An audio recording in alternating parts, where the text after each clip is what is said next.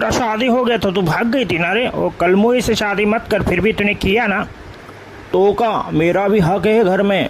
पापा अभी तक जिंदा है, समझे ना। तुम क्या घर हथिया ले क्या। तू ज्यादा जबान चला मत। वो कलमुई के साथ तू भाग गई थी ना, तो आई क्यों वापस यहाँ पे घर पे। हाँ, तुझे बोला था मत जा मत जा, फिर भी गई ना। अभी मरना उधर, इधर काहे के लिए आई तू। पापा देखो ना, मुझे ये मार रहा है। पापा जल्दी आओ, तू भाग इधर से, मेरे बिस्तर पे सोने का नहीं। क्या करूं मैं।